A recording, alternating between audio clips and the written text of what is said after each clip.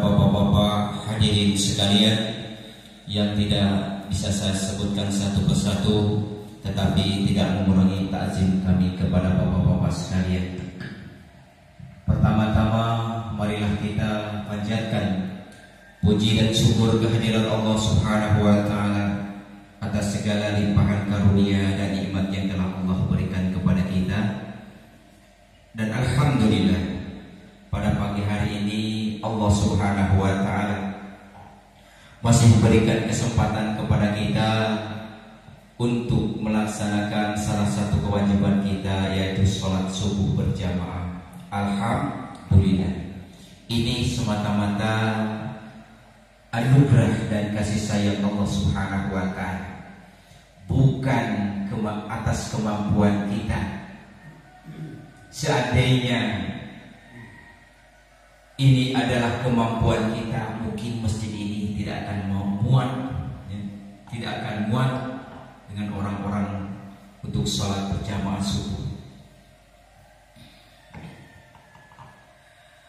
Karena ini semua, Bapak hadirin yang dimuliakan Allah, adalah tandanya Allah Subhanahu wa taala sayang dan cinta kepada kita, di mana barang siapa Allah Subhanahu wa taala akan mengangkat derajat seseorang, Allah Subhanahu wa taala cinta kepada seseorang hamba, maka orang tersebut akan Allah sibukkan dengan perkara-perkara agama, bukan perkara dunia.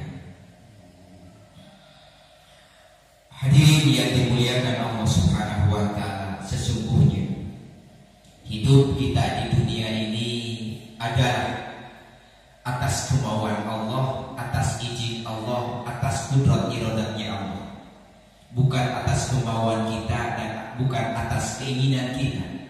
Maka apapun yang kita lakukan, yang kita kerjakan di dunia ini harus sesuai dengan perintah Allah Subhanahu wa taala yang telah dicontohkan oleh baginda yang mulia Rasulullah sallallahu alaihi wasallam.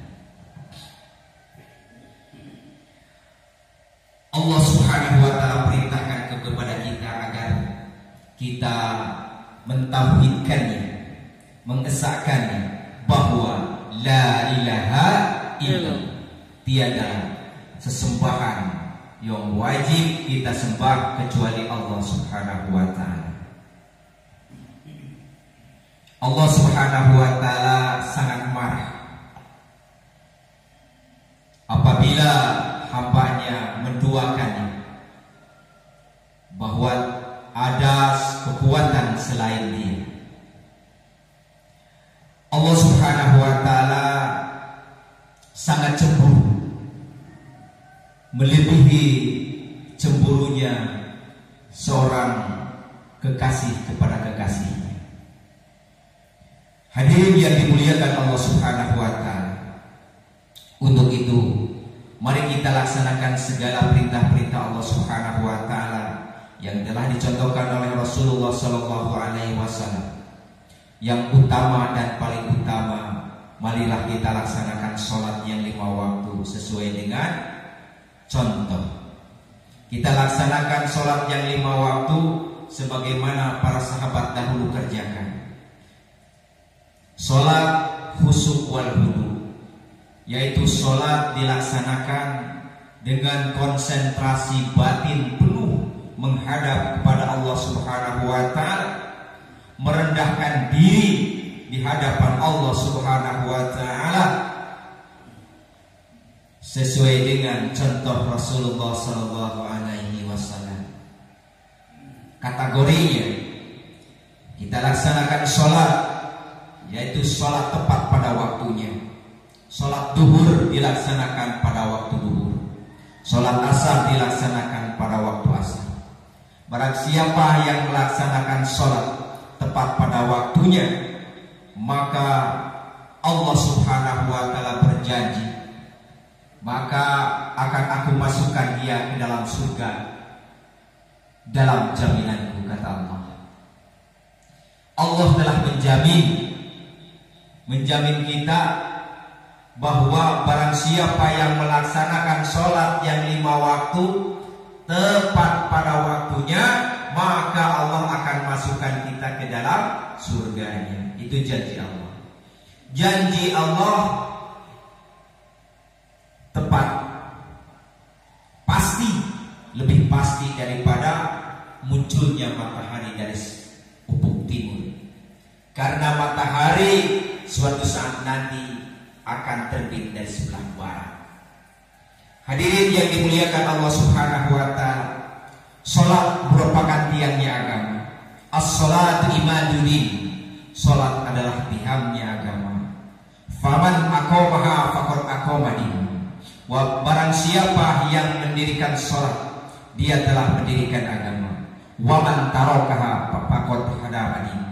Barang siapa yang meninggalkan salat, berarti dia telah merobohkan agama. Kita pikir, kita renungi berapa banyak saudara-saudara kita yang sekarang masih tertidur, dan bahkan banyak yang sudah bangun. Mereka bangun tidur bukan pucat mata pergi ke air atau ke tandas untuk ngambil air wudhu untuk sholat, tetapi kebanyakan mereka pikir setelah bangun tidur, dia pikir bagaimana pertanian saya, bagaimana perdagangan saya. Maka di dalam hatinya adalah dunia.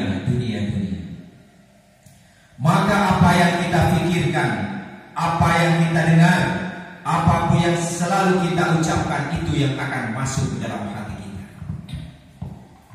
Maka apabila kita sehari-hari yang kita dengar kebesaran Allah, yang kita ucapkan kebesaran Allah, kita pikirkan bagaimana agamanya Allah Subhanahu wa taala, keagungan Allah Subhanahu wa taala, kebesaran Allah Subhanahu wa taala, maka yang akan masuk ke dalam hati kita adalah kebesaran Allah Subhanahu wa taala. Mengapa Allah Subhanahu wa taala perintahkan kita untuk sholat 5 waktu? Agar kita menjadi orang yang baik, terhindar daripada perbuatan-perbuatan keji dan mungkar. Sebagaimana Allah Subhanahu wa taala firmankan dalam Al-Qur'an, "Inna sholata tanha 'anil fahsya'i wal munkar." Sesungguhnya salat itu akan mencegah dari perbuatan-perbuatan keji dan yang mungkar.